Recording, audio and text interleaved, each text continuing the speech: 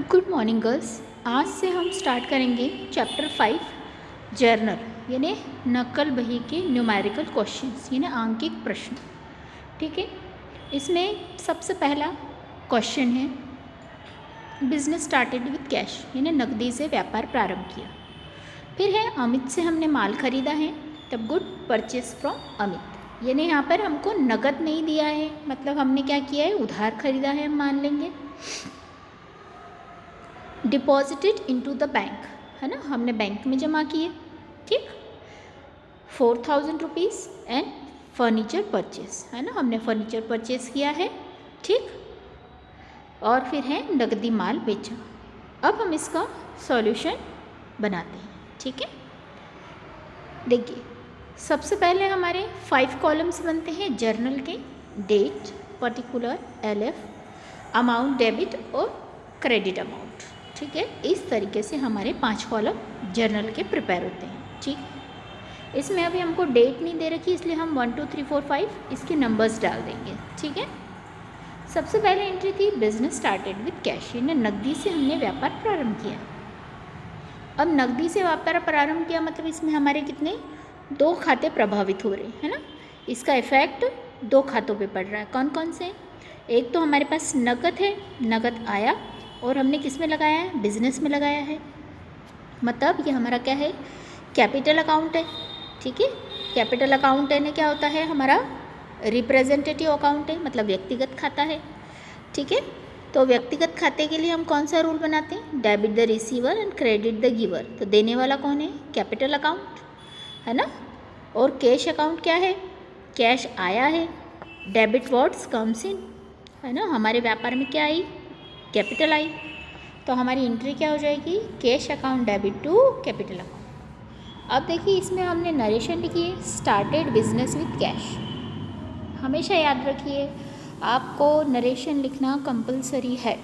अगर आप नरेशन नहीं लिखते हैं और अगर आपके 1 मार्क की जनरल एंट्री है तो आप समझ लीजिएगा कि आपको सिर्फ एंट्री का आधा मार्क मिलेगा और आधा मार्क्स नरेशन का होता है। ठीक है, मतलब सीधे हाफ मार्क्स उसके होते हैं नरेशन के। ठीक है, सेकेंड एंट्री अमित से माल खरीदा है ना। अब हमने अमित से माल खरीदा है कितने रुपए का, 2,000 रुपये का है ना। अब देखिए अमित का अकाउंट और परचेस अकाउंट। अमित कैसा है, व्यक्तिगत खाते के अंतर्गत आता है, तो व्यक्तिगत खाते का क्या रूल है, क्रेडिट द गिवर है ना, देने वाले को हम जमा करते हैं, नहीं क्रेडिट करते हैं। और व्यक्तिगत और दूसरा क्या है हमारा रूल है ना, दूसरा रूल है हमारा डेबिट व्हाट्स कम्स इन, जो व्यापार में वस्तु आती है उसको हम नाम करते हैं। तो व्यापार में क्या आया, माल आया, तो क्या लिखेंगे, purchase account debit to Amit है ना। ये हो गई हमारी सेकेंड एंट्री। इसमें हम नरेशन एज इट इज़ जैसा वो उसमें दिया है वैसे का वैसा भी डाल सकते हैं हम। तो गुड्स परचेस्ड फ्रॉम अमित है ना, या हम गुड्स परचेस ऑन क्रेडिट दोनों लिख सकते हैं है ना। फिर है थर्ड एंट्री, हमने बैंक में जमा किए हैं है ना।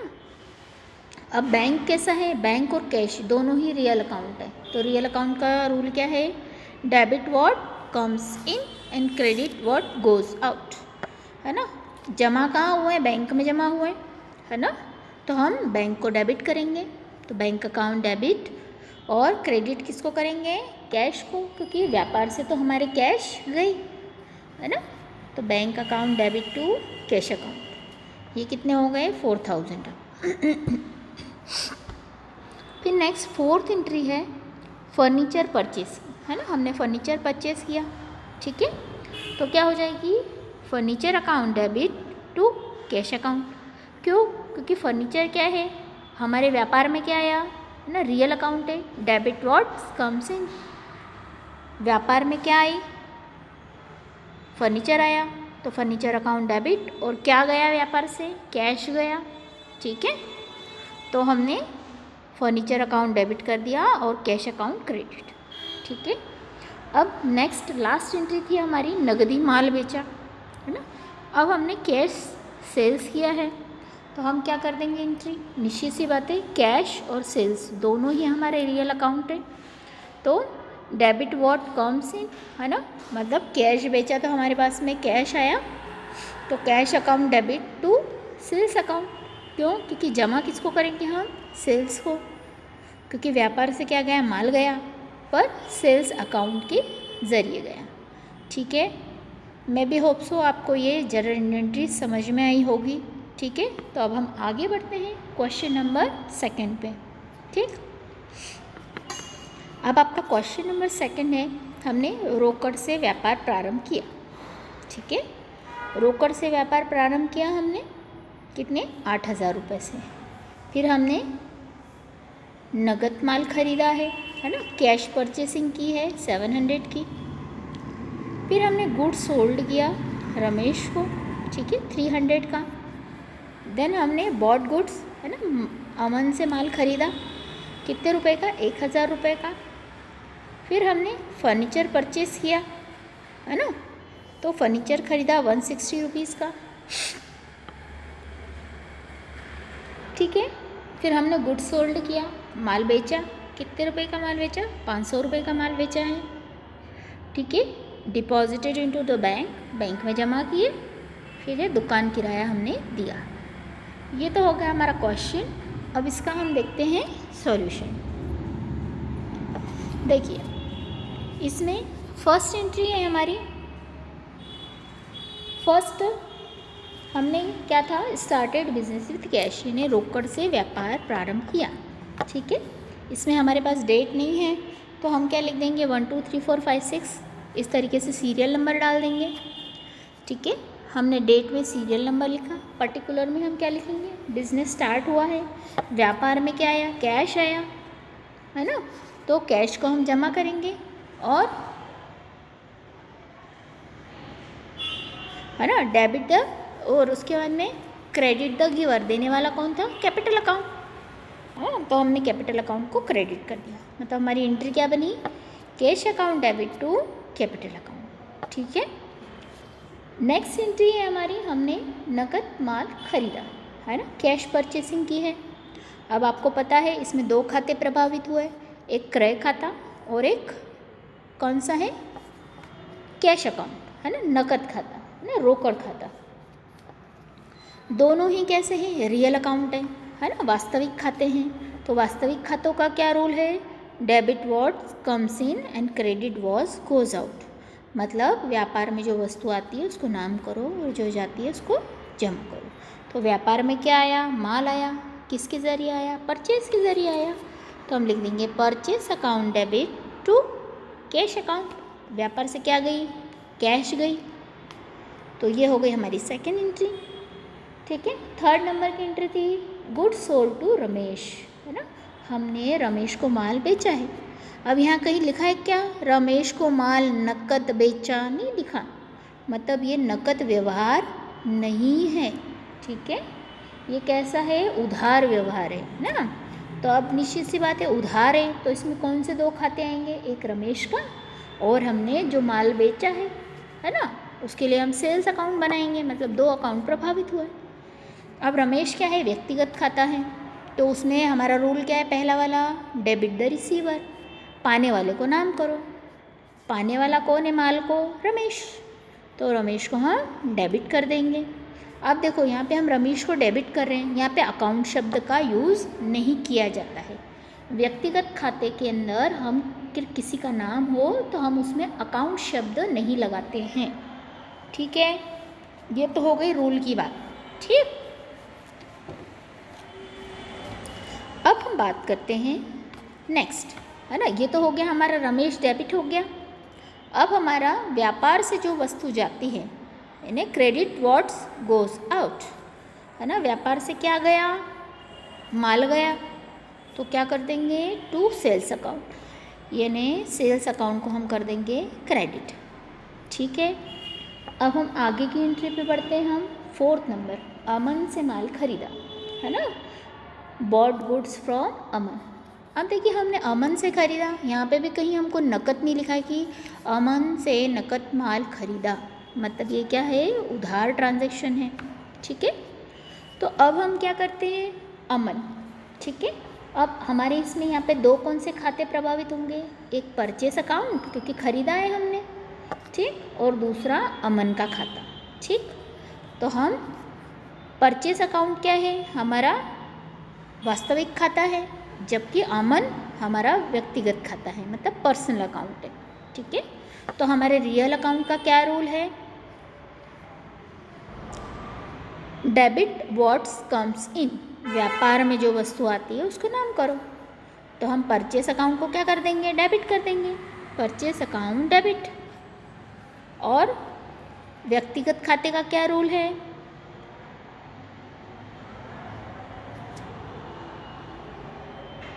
क्रेडिट द गिवर, मतलब देने वाले को जमा करो, है ना। अब देने वाला कौन है, अमन है, अमन से हमने खरीदा है तो उसको हम जमा कर देंगे। तब एंट्री क्या हो गई, परचेस अकाउंट डेबिट टू अमन, ठीक है। अब ये समझ में आ गया होगा आप लोगों के। अब हम एंट्री नंबर 5 पे चलते हैं, ठीक है। एंट्री नंबर 5 क्या है, हमने फर्नीचर खरीदा। निश्चित सी बात है, फर्नीचर अगर हमने खरीदा है, यहाँ किसी का नाम नहीं है, मतलब हम क्या मान लेंगे, ये नकद व्यवहार हुआ है ना। तो हम फर्नीचर, व्यापार में क्या वस्तु आई, फर्नीचर आया, debit what's comes in, furniture को हम डेबिट कर देंगे। और क्या गया बिजनेस से, कैश गई, तो क्या लिख देंगे, टू कैश अकाउंट। तो हमारी एंट्री बन गई furniture account debit to cash account, ठीक है। फिर है हमारा नेक्स्ट एंट्री, माल बेचा, गुड सोल्ड, है ना। अब हमने गुड सोल्ड किया है। अब देखिए हमारे यहाँ पर दो खाते प्रभावित हो रहे हैं, एक कैश अकाउंट और एक सेल्स अकाउंट, ठीक है। अब देखिए दोनों ही रियल अकाउंट हैं, यानी वास्तविक खाते हैं, ठीक। तो हम वास्तविक खातों का क्या नियम है, debit what's comes in and credit what goes out, यानी व्यापार में जो वस्तु आती है उसको नाम करो और जो जाती है उसको जमा करो। तो हम क्या कर देंगे, निश्चित सी बात है, व्यापार में क्या आया, कैश आई, है ना। तो कैश अकाउंट डेबिट, और हमारे पास से क्या गया, माल गया, तो उसको हम कर देंगे क्रेडिट, तो टू सेल्स अकाउंट, ठीक है। 500 रुपीज़ हम डेबिट में लिख देंगे, 500 हम क्रेडिट वाले कॉलम में लिख देंगे, ठीक है। अब इसके बाद है हमारा नेक्स्ट एंट्री क्या है, हमने बैंक में जमा की, मतलब डिपॉजिटेड इनटू द बैंक, ठीक है। अब ये भी दोनों बैंक अकाउंट और कैश अकाउंट, दो खाते हमारे यहाँ पर प्रभावित हो रहे हैं, दोनों ही रियल अकाउंट हैं, मतलब वास्तविक खाते हैं।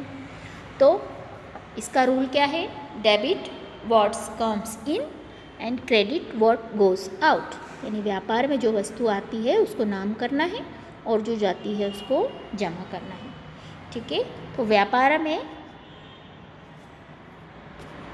क्या वस्तु आई, है ना, बैंक में आए पैसे, तो बैंक को हम डेबिट कर देंगे, और कैश गया तो हम कैश को क्रेडिट कर देंगे, ठीक है। तो हमारी एंट्री बन गई bank account debit to cash account, ठीक है। अब हमने दुकान का किराया दिया, ठीक है। अब दुकान का किराया दिया मतलब ये हमारा खर्च है ना। आपने तीसरा रूल भी मैंने बताया था आप लोगों को, नॉमिनल अकाउंट यानी आय व्यय के खातों के लिए भी रूल है। क्या रूल है, जितने भी खर्च और हानियाँ होती है उनको हम डेबिट करते हैं, मतलब expenses and losses always debit and income and gains always credit, मतलब आय और लाभों को हम क्या करते हैं, जमा करते हैं, ठीक है। तो इसमें क्या है, हमारा खर्च हो रहा है, ठीक है, तो खर्च को हमेशा डेबिट करते हैं, तो हम रेंट अकाउंट को क्या कर देंगे, डेबिट कर देंगे, है ना। तो रेंट अकाउंट डेबिट टू, गया क्या हमारे इससे, कैश गया, तो लिख देंगे टू कैश अकाउंट, ठीक है। तो यहाँ हमारा सेकंड क्वेश्चन फिनिश हो गया है। अब है हमारा क्वेश्चन नंबर 3, ठीक है। अब क्वेश्चन नंबर 3 क्या है, क्वेश्चन नंबर 3 में आपको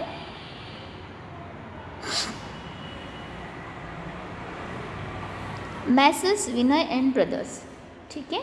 अब इसमें मैसेस विनय एंड ब्रदर्स जो हैं, ठीक, उनके थ्रू हमारा शुरू हुआ है, ठीक है, उस केस में हमको व्यवहार करने हैं।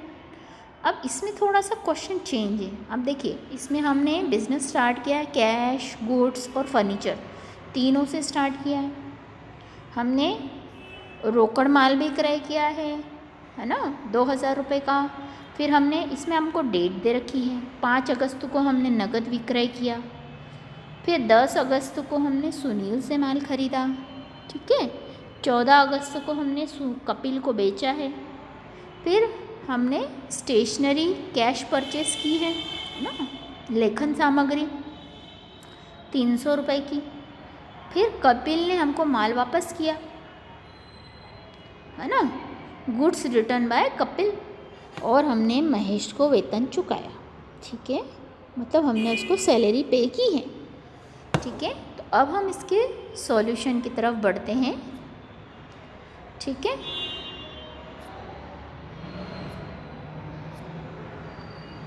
है ना, अब इसमें देखिए सॉल्यूशन, इसमें भी हम सेम ऊपर लिखेंगे journal of Messrs Vinay and brothers, ठीक है।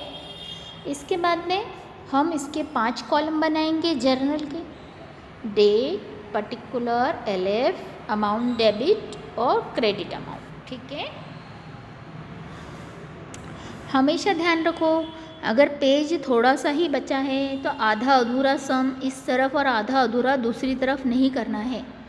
थोड़ी सी जगह है, आपको उसको छोड़ करके नए पेज पर प्रॉपर तरीके से क्वेश्चन लिखना है, ठीक है। अब देखिए, पहली एंट्री थी 2017 अगस्त 1 हमने बिजनेस स्टार्ट किया, 20,000 कैश, देन फर्नीचर और हमने गुड्स, ठीक है। तो देखिए, हमारे कैश कैसी होती है, हमारे रियल अकाउंट है, मतलब व्यापार में जो वस्तु आई उसको हमने नाम कर दिया, ठीक है। कैश आया, हमने कैश को डेबिट कर दिया, है ना। स्टॉक आया, स्टॉक को डेबिट कर दिया। फिर है फर्नीचर, फर्नीचर को भी हमने डेबिट कर दिया और उसके रुपए हमने डेबिट वाले कॉलम में लिख दिए, 20,000, 8,000, 2,000, ठीक है। फिर हम क्या करेंगे, अब हमारा कैपिटल अकाउंट इन्हें कौन सा है, व्यक्तिगत खाता है। तो व्यक्तिगत खाते का क्या रूल होता है, क्रेडिट द गिवर, देने वाले को जमा करो। अब हमको मिला किससे है, दिया किसने है, कैपिटल अकाउंट ने दिया है, तो कैपिटल अकाउंट को हम क्या कर देंगे, क्रेडिट कर देंगे, ठीक है। तो हमारी एंट्री क्या बन गई, cash account debit 20,000, stock account debit 8,000, furniture account debit 2,000 to capital account 30,000, ठीक है। अब हमारी नेक्स्ट एंट्री की तरफ हम आगे बढ़ते हैं। 2 अगस्त, है ना, 2 अगस्त को हमने क्या किया है, फर्नीचर हमने माल हमने नगद क्रय किया है ना, परचेसिंग की है हमने पर कैश ही है, ठीक है। तो परचेस अकाउंट और सेल्स अकाउंट 2 खाते प्रभावित होंगे, दोनों ही कैसे, रियल अकाउंट है। तो क्या एंट्री बन जाएगी, purchase account debit what comes in and credit what goes out, इन्हें purchase account debit to cash account, ये बन गई हमारी एंट्री, ठीक है। इसके बाद है हमारी 5 अगस्त। 5 अगस्त को हमने क्या किया था, नकद माल विक्रय किया, है ना। देखिए, हमने कैश सेलिंग किया है, मतलब देखिए इसमें तो कौन से 2 खाते होंगे प्रभावित, एक कैश अकाउंट और एक सेल्स अकाउंट, दोनों ही रियल अकाउंट है ना, वास्तविक खाते हैं। तो इसके लिए हम एंट्री क्या करेंगे, डेबिट व्हाट कम्स इन, है ना, जो व्यापार में वस्तु आई उसको हम नाम कर देंगे और जो गई उसको जमा, क्रेडिट व्हाट गोज आउट, ठीक है ना। अब हमारे बिजनेस में क्या आया, कैश आया, तो कैश को हम डेबिट कर देंगे, कैश अकाउंट डेबिट, और क्या गया, माल गया, किसके थ्रू गया, सेल्स अकाउंट के थ्रू गया टू सेल्स अकाउंट, ठीक है। तो ये हो गई हमारी एंट्री, ठीक। अब इसके बाद नेक्स्ट है हमारी अगस्त 10 अगस्त को क्या है, सुनील से हमने माल नकद खरीदा। अब सुनील से हमने जब माल नकद खरीदा है तो माल नकद खरीदा है, पर सुनील से खरीदा हमने नकद है, मतलब नकद हुआ है ट्रांजैक्शन, तो इसमें हमको सुनील का नाम लिखने की गरज ही नहीं है ना, निश्चित सी बात है। तो क्या हो गया, इसमें दोनों ही खाते रियल अकाउंट है ना, तो मतलब क्या हो गया, purchase account debit to cash account, क्योंकि दोनों ही खाते हमारे कैसे हैं, रियल है। मतलब उसमें रूल क्या है, debit what comes in and credit what goes out. व्यापार में क्या आया, माल आया, किसके ज़रिए आया, परचेस के ज़रिए, तो purchase account debit to cash account. Cash account को हमने जमा क्यों किया, क्यों, क्योंकि व्यापार से हमारे कैश गया। ठीक है, अब इसके आगे की एंट्रियाँ देखते हैं हम। अगस्त 14 कपिल को हमने क्या किया, माल बेचा, है ना। अब कपिल को बेचा, यहाँ नकद का यूज़ ही नहीं हुआ या रोकड़ का यूज़ ही नहीं हुआ, मतलब ये उधार लिया है हमने। तो यहाँ दो खाते कौन से हो रहे हैं, एक व्यक्तिगत खाता है कपिल का और दूसरा रियल खाता है हमारा सेल्स अकाउंट का, है ना। तो व्यक्तिगत खाते का रूल क्या है, डेबिट द रिसीवर, रिसीव करने वाला कौन है, कपिल, तो हम उसको कर देंगे डेबिट, इन्हें कपिल डेबिट। और सेल्स अकाउंट को हम क्या कर देंगे, क्रेडिट, क्यों, क्योंकि व्यापार से जो वस्तु जाती है उसको हम क्रेडिट करते हैं या जमा करते हैं, है ना। क्रेडिट व्हाट गोज आउट, है ना, क्या गया हमारे इसमें से, माल गया, तो Kapil debit to sales account. ठीक, अब हमारी 18 अगस्त हमने क्या किया है, स्टेशनरी परचेस की है ना। अभी तो इसमें लिखा हुआ है लेखन सामग्री नगद खरीदी, तो निश्चित सी बात है। अब स्टेशनरी क्या है, हमारा खर्च है, याद करो ना, हमारा रूल है तीसरा आय व्यय खातों का, कि जितने भी लॉस और एक्सपेंसेस होते हैं उनको हम हमेशा डेबिट करते हैं। तो हम स्टेशनरी को क्या कर देंगे, debit, stationery account debit to, व्यापार से क्या गया, कैश गया, तो हम उसको कैश को क्या कर देंगे, क्रेडिट। ठीक है, अब इसके बाद नेक्स्ट है, कपिल ने माल वापस किया, मतलब goods return by Kapil, Kapil से हमारे पास में माल वापस आया। ठीक है, कपिल से माल वापस आया, कितने रुपए का आया, 200 रुपये का। ठीक है, अब 200 रुपये का माल हमारे पास कपिल से आया है, तो निश्चित सी बात है किस खाते से आया, डेबिट व्हाट्स कम्स इन, है ना, सेल्स रिटर्न के खाते से हमारे पास माल आया है, तो हम सेल्स रिटर्न को डेबिट कर देंगे। और आया किसके पास से, कपिल, कपिल एक व्यक्तिगत खाता है ना, debit the receiver and credit the giver, देने वाला कौन है, कपिल है, तो हम कपिल को कर देंगे क्रेडिट, है ना। हमेशा याद रखना, सेल्स हमेशा क्रेडिट होता है, तो सेल्स रिटर्न हमेशा ही डेबिट होगा। परचेस अगर डेबिट होता है तो परचेस रिटर्न हमेशा क्रेडिट ही होगा। ठीक है, अब हमारी लास्ट एंट्री है, ठीक, अगस्त 31 की, है ना। इसमें क्या है, हमने महेश को सैलरी पे की है ना। निश्चित सी बात है, अब सैलरी दी तो कैश ही दी होगी, क्योंकि बैंक का कोई जिक्र ही नहीं है। हमारे एक्सपेंसेस है, इसमें दो अकाउंट इफ़ेक्ट हो रहे हैं, सैलरी अकाउंट और कैश अकाउंट। तो क्या करेंगे हम, आय व्यय के खाते का रूल है debit what comes, losses and expenses को हम हमेशा डेबिट करते हैं, और रियल अकाउंट का क्या रूल है, क्रेडिट व्हाट गोज आउट, जो व्यापार से वस्तु गई उसको हम क्रेडिट करते हैं। तो निश्चित सी बात है, सैलरी हमारा खर्च है, तो उसको हम कर देंगे डेबिट, यानी salary account debit to cash account, है ना। 700 से डेबिट करेंगे, 700 से क्रेडिट। यहाँ पे हम उसका दोनों का ग्रैंड टोटल लगा देंगे 39,200, 39,200। इनकी दोनों की टोटल हमेशा बराबर आएगी, क्यों, क्योंकि हम एक ही संख्या को डेबिट में भी लिख रहे हैं और एक ही संख्या को क्रेडिट में भी लिख रहे हैं। इसी को बोलते हैं डबल एंट्री सिस्टम। तो आज के लिए हमारे टॉपिक को हम यहीं क्लोज़ करते हैं। नेक्स्ट वीडियो में हम आगे के टॉपिक, आगे के क्वेश्चंस हम सॉल्व करेंगे। ठीक है, आपको क्वेश्चन नंबर 4 होमवर्क में करना है। क्वेश्चन नंबर 4 सेम ऐसा कैसे ये हम नेक्स्ट वीडियो में क्वेश्चन नंबर 5 से स्टार्ट करेंगे। ठीक है, थैंक यू गर्ल्स।